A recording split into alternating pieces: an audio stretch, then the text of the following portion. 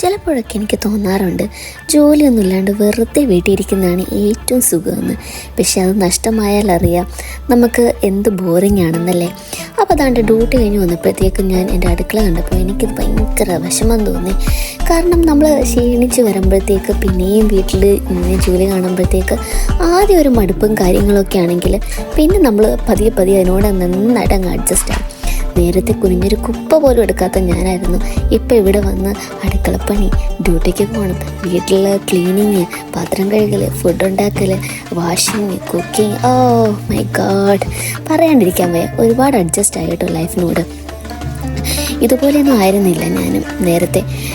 അമ്മ ഉണ്ടാക്കി തരുന്ന ഫുഡ് കഴിക്കുക, ഡ്രസ്സ് കഴുകാൻ അമ്മ, പാത്രം കഴുകാൻ അമ്മ, വീട് തുടയ്ക്കാൻ അമ്മ, എല്ലാത്തിനും അമ്മയായിരുന്നു. പക്ഷെ ഇവിടെ വന്നതിന് ശേഷം ഞാനൊരു പാഠം പഠിച്ചു. ഇവിടെ വന്നതിന് ശേഷം എന്ന് പറയുന്നതിനേക്കാളുപരി കല്യാണത്തിന് ശേഷം ഞാനൊരു പാഠം പഠിച്ചു. നമ്മളെപ്പോഴും ഇൻഡിപെൻഡൻ്റ് ആയിരിക്കണം എന്നുള്ളത്. ഈവൻ നമ്മൾ വീട്ടിലെ ജോലി ആയിക്കാലും നമ്മുടെ ഡ്യൂട്ടിയുടെ കാര്യങ്ങളായിക്കാലും നമുക്കൊരു ബാലൻസ് എപ്പോഴും മെയിൻറ്റെയിൻ ചെയ്യണം. ചില സമയത്ത് പക്ഷെ നമുക്ക് സ്ട്രെസ് അടിക്കുമെങ്കിലും പക്ഷേ ഓക്കെ. അപ്പോൾ ഇന്നത്തെ ബ്രേക്ക്ഫാസ്റ്റ് നല്ല പയറുകറിയും ചപ്പാത്തി ഞാൻ ഉണ്ടാക്കി അല്ല കേട്ടോ, ഞാൻ പുറത്തുനിന്ന് വാങ്ങിച്ചതാണ് കേട്ടോ. പിന്നെ പയറുകറിയും, പിന്നെ ഞാൻ ഫ്രിഡ്ജിൽ നോക്കിയപ്പോൾ നല്ല ഉണക്കമീൻ വറുത്തതിരിക്കുന്നു. എന്നാൽ പിന്നെ ഇന്നത്തെ ബ്രേക്ക്ഫാസ്റ്റ് അതാവട്ടെ എന്ന് വിചാരിച്ചു. അങ്ങനെ അതാണ് ഞാൻ ആസ്വദിച്ച് എൻ്റെ ഫുഡൊക്കെ കഴിച്ചുകൊണ്ടിരിക്കുകയാണ് കേട്ടോ. വിശന്ന് വന്നുകൊണ്ടായിരിക്കും നല്ല ടേസ്റ്റ് തോന്നി ഫുഡിന്. ഇനി ആസ് യൂഷ്വൽ ചോറ് ഉണ്ടാക്കണമല്ലോ. ഞാൻ കുക്കറിലാണ് കേട്ടോ സാധാരണ ഫുഡ് ഉണ്ടാക്കാറ്, ചോറുണ്ടാക്കാറ്. അപ്പം ഇതിലാകുമ്പോഴത്തേക്ക് എനിക്ക് പേഴ്സണലി കുറച്ച് എളുപ്പം ആണ് കേട്ടോ. കാരണം നമ്മുടെ നാട്ടിലെ പോലെ ഇവിടെ വിറകടുപ്പോ കാര്യങ്ങളൊന്നും ഇല്ലല്ലോ. അപ്പോൾ എപ്പോഴും നമ്മൾ ഗ്യാസ് തന്നെ വേണം. അതുകൊണ്ടാട്ടോ ഞാൻ കുക്കറിലടിക്കുന്നത്. പിന്നെ ഫ്രിഡ്ജിൽ നോക്കിയപ്പോൾ നല്ല വെണ്ടയ്ക്ക ഏകദേശം അങ്ങ് ചീത്തയാവാറായിട്ടുണ്ടായിരുന്നു കേട്ടോ. കാരണം ഒരാഴ്ചയൊക്കെയുള്ള സാധനങ്ങൾ നമ്മൾ നേരത്തെ വാങ്ങിച്ചു വയ്ക്കും, അതുകൊണ്ടാവും. അപ്പം ഞാനിതൊക്കെ ഒന്ന് കഴുകി വൃത്തിയാക്കി. അപ്പം ഞാൻ വിചാരിച്ചു എന്നാൽ പിന്നെ വെണ്ടയ്ക്ക തോരനാവാം ഇന്ന്. പയറുകറി കുറച്ച് മിച്ചമിരിപ്പുണ്ട്. അപ്പോൾ ഇത് രണ്ടും മതി ഇന്നത്തെ ഉച്ചത്തെ ഊണിന്. ബെലൈ ഫിഷ് അല്ലേ. അപ്പം നമ്മൾ ഇവിടെ വന്നതിന് ശേഷമാണ് ഇങ്ങനെയൊക്കെ കേട്ടോ. നാട്ടിൽ വരുമ്പോൾ നമ്മൾ നേരെ തിരിയും. നമുക്ക് മീനില്ലാണ്ട് പറ്റില്ല, ഇറച്ചിയില്ലാണ്ട് പറ്റത്തില്ല, പച്ചക്കറി കണ്ട ഐത്യം അതൊക്കെയാണ് കേട്ടോ സത്യം പറയാമല്ലോ. അപ്പം ഞാൻ ഇതൊക്കെ ഒന്ന് നന്നായിട്ടൊന്ന് അരിഞ്ഞെടുക്കാമെന്ന് വിചാരിച്ചു കേട്ടോ. വെണ്ടയ്ക്കയും പിന്നെ കുറച്ച് 2-3 പച്ചമുളകും ഉണ്ട് കേട്ടോ. പിന്നെ കൂടാണ്ട് ഞാൻ ഇച്ചിരി സവാള കൂടി ഇതിലോട്ട് അരിഞ്ഞ് ചേർക്കുന്നുണ്ട് കേട്ടോ. അപ്പോൾ നമുക്കിതെല്ലാം ഒന്ന് അരിഞ്ഞ് സെറ്റാക്കി എടുക്കാം കേട്ടോ. ഞാൻ ഇങ്ങനെയൊന്നും ആയിരുന്നതേയില്ല. ഇതുപോലെ അരിയാനും ഒക്കെ എനിക്ക് ഭയങ്കര ബുദ്ധിമുട്ടായിരുന്നു. കാരണം നമുക്കറിയാമല്ലോ ഇപ്പോൾ എന്ന് പറഞ്ഞു കഴിഞ്ഞാൽ പേരൻറ്റ്സ് കൂടുതലും പിള്ളേരെ കൊണ്ടൊന്നും ചെയ്യിപ്പിക്കത്തില്ല. അതുമല്ല പിന്നെ നമ്മൾ പഠിത്തം എന്ന് പറഞ്ഞാൽ ഹോസ്റ്റൽ, പിന്നെ പഠിത്തം കഴിഞ്ഞാൽ ജോലി എന്ന് പറഞ്ഞ് വേറൊരു സ്ഥലത്തോട്ട്, അങ്ങനെ നമ്മുടെ ലൈഫ് അങ്ങനെ പോകും. അപ്പോൾ നമുക്ക് ഈ അരിയാനും കുക്കിങ്ങിനും ഒന്നും തന്നെ നേരം കാണില്ല. അപ്പോൾ അതാണ് ഞാനത് നന്നായിട്ട് അരിഞ്ഞെടുത്തു കേട്ടോ. കുറച്ച് വെണ്ടയ്ക്ക ചീത്തയായിരുന്നു കേട്ടോ. അപ്പം അതൊക്കെ കളഞ്ഞു. പിന്നെ ക്ലീനിങ് ആണല്ലോ, എന്ത് ചെയ്താലും ഇപ്പോൾ 2 പേരുള്ളതിലും 3 പേരുള്ളതിലും വീട്ടിൽ ഒരു കുക്കിംഗ് കഴിയുമ്പോഴത്തേക്ക് ഒരു കല്യാണത്തിനുള്ള പാത്രങ്ങൾ കാണും. എൻ്റെ അവസ്ഥ ഇതാണ് കേട്ടോ. നിങ്ങളുടെ കാര്യം എനിക്ക് അറിഞ്ഞുകൂടാ. എനിക്ക് എപ്പോഴും പാത്രങ്ങൾ ക്ലീൻ ചെയ്യാനും നേരം കാണത്തുള്ളൂ. പിന്നെ വാഷിംഗ് ഒരു 1.5 പണി തന്നെയാണ് കേട്ടോ. ഒരുപാട് വെള്ളം ഞാൻ ചിലവാക്കും, എനിക്കറിയാം. പക്ഷേ അത്രയും വെള്ളത്തിൻ്റെ ആവശ്യമില്ല എന്നൊക്കെ. പക്ഷെ എന്തോ മനസ്സിന് നമുക്കൊരു സാറ്റിസ്ഫാക്ഷൻ കിട്ടണമെങ്കിൽ എനിക്ക് പേഴ്സണലി അങ്ങനെയാണ് കേട്ടോ. അങ്ങനെ കഴിയുമെങ്കിൽ എനിക്കുണ്ടോ പൈപ്പ് വരെ ഞാൻ കഴുകും. എനിക്കറിയില്ല എല്ലാവരും എങ്ങനെയാണോ എന്ന്. പക്ഷെ ഞാനിവിടെ വന്നതിന് ശേഷമൊക്കെ ഇങ്ങനെ ആയിപ്പോയി.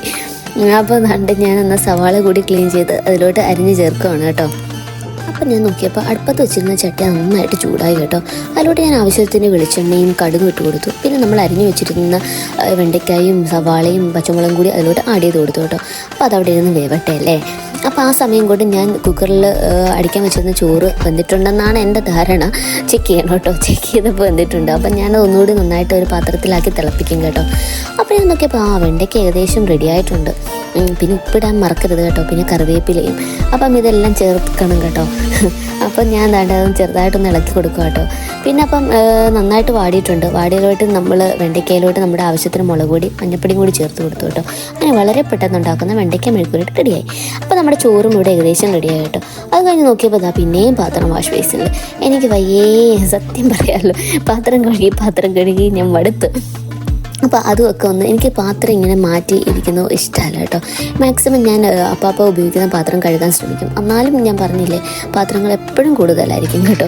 അതെൻ്റെ ഒരു വലിയ വിഷമം തന്നെയാണ്. അങ്ങനെ അങ്ങനെ തൂപ്പം തുടങ്ങി കഴിഞ്ഞപ്പോൾ ഞാൻ നോക്കിയപ്പോൾ ചോറ് നന്നായിട്ട് വെന്ത്. ഇന്ന് ഞാൻ വളരെ സന്തോഷവതിയാണ് കേട്ടോ. കാരണം എന്നും എൻ്റെ ചോറ് അധികം വേവാറില്ല.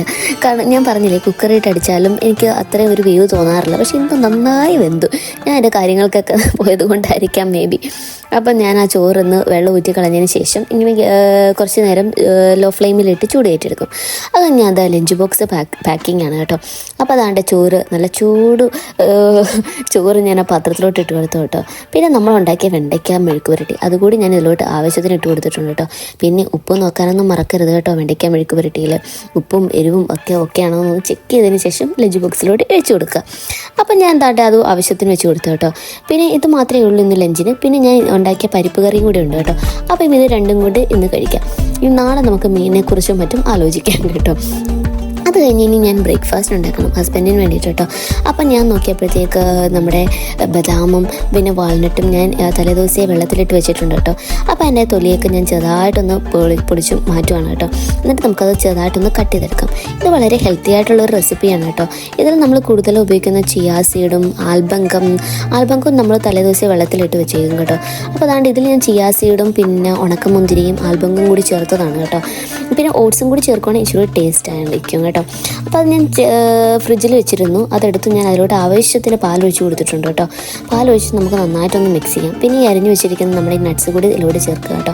വളരെ ടേസ്റ്റി ആയിട്ടുള്ളൊരു ബ്രേക്ക്ഫാസ്റ്റ് തന്നെയാട്ടോ. ഹെൽത്തിയും കൂടിയാണ് കേട്ടോ. പിന്നെ ഫ്രൂട്ട്സ് ഒക്കെ ഇഷ്ടപ്പെടുന്നവരാണെങ്കിൽ അതുകൂടി ഇതിലൂടെ ചേർക്കാം. പിന്നെ ഞാൻ കുറച്ച് സൺഫ്ലവർ സീഡ്സും കാഷ്യൂനട്ടും അതെല്ലാം ചെറുതായിട്ടൊന്ന് വറുത്ത് ഞാൻ ഒരു ബോക്സിലാക്കി വെച്ചിട്ടുണ്ട് കേട്ടോ. അത് നമുക്ക് 2 സ്പൂൺ ഇതിലോട്ട് ചേർക്കാം കേട്ടോ. അത് നന്നായിട്ടൊന്ന് മിക്സ് ചെയ്യാം. പിന്നെ തൈര് ഇഷ്ടപ്പെടുന്നവരാണെങ്കിൽ നമുക്ക് ഇതിലോട്ട് അല്പം തൈര് കൂടി ചേർക്കുന്നത് നല്ലതായിരിക്കും. പിന്നെ ഞാനിവിടെ നമ്മുടെ ഡേറ്റ്സിൻ്റെ സിറപ്പ് എടുത്തു വെച്ചിട്ടുണ്ട് കേട്ടോ. അപ്പോൾ ഒരു മധുരമൊക്കെ ഇഷ്ടപ്പെടുന്നവർ, ഒരുപാട് മധുരം അല്ല, എന്നാലും ചെറിയൊരു മധുരമൊക്കെ ഇഷ്ടപ്പെടുന്നവരാണെങ്കിൽ ഇത് അല്പം ഒഴിച്ചു കൊടുക്കാം കേട്ടോ. അല്ലെങ്കിൽ തേനായാലും മതി കേട്ടോ. അപ്പോൾ അതാണ്ട് വളരെ എളുപ്പത്തിൽ ഉണ്ടാക്കുന്ന ബ്രേക്ക്ഫാസ്റ്റ് റെസിപ്പിയും റെഡി. അപ്പം ലഞ്ച് ബോക്സും കഴിഞ്ഞു, ബ്രേക്ക്ഫാസ്റ്റും കഴിഞ്ഞു. ഇനി എന്ത് ചെയ്യുമെന്ന് ആലോചിച്ചപ്പോൾ കുറച്ച് ഡ്രസ്സ് വാഷിംഗ് മെഷീനിൽ ഇടാമെന്ന് വിചാരിച്ചു. വാഷ് ചെയ്യാനുണ്ട്. എനിക്കാണെങ്കിൽ ഡ്യൂട്ടി ഉള്ളത് കൊണ്ട് ടൈം കിട്ടാറില്ല. അതും കഴിഞ്ഞതിന് ശേഷം താണ്ട് ഞാൻ നോക്കിയപ്പോൾ വേസ്റ്റ് ഒരുപാടായി കേട്ടോ.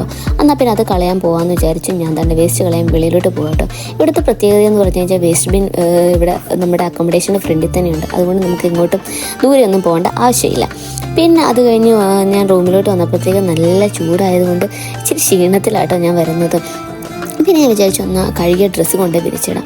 അപ്പോൾ എന്നും നമ്മൾ ഈ റൊട്ടീൻസൊക്കെ ചെയ്യാറുണ്ടെങ്കിലും ചില ദിവസം നമ്മളിത് ചെയ്യുമ്പോൾ വളരെ എൻജോയ് ചെയ്താട്ടോ ചെയ്യുന്നത്. എന്നാലും മടി പിടിച്ച ചില ദിവസങ്ങളും ഉണ്ട് കേട്ടോ എൻ്റെ ലൈഫിൽ. കാരണം നമ്മൾ വർക്ക് ചെയ്യുന്ന വുമൻസിന് അറിയായിരിക്കും ചില സമയത്ത്, എക്സ്പെഷ്യലി നഴ്സും കൂടി ആകുമ്പോഴത്തേക്ക് ചില സമയത്ത് നമ്മൾ ടയേർഡായിരിക്കും. അപ്പോൾ പിന്നെ നമുക്ക് ഇതിനൊന്നും ജോലി കാണില്ല. ഞാനതവിടെ വെച്ചിട്ട് ഞാൻ എൻ്റെ വഴിക്ക് പോയി കേട്ടോ. വേറെ എന്തോ എടുക്കാനായിട്ട് അങ്ങ് മാറിയതാണ് കേട്ടോ. അങ്ങനെ ഡ്രസ്സെല്ലാം വിരിച്ച് ഇനി നമ്മുടെ ഉച്ചയൂണാട്ടോ. അപ്പം ഉച്ചയൂണുള്ള സമയം അങ്ങനെ നമ്മൾ ഉണ്ടാക്കിയ വെണ്ടയ്ക്ക തോരനും പരിപ്പ് കറിയും കൂട്ടി നല്ലൊരു ഉച്ചയൂണും കഴിച്ചു. ഇന്നത്തെ വീഡിയോ തീർന്നു.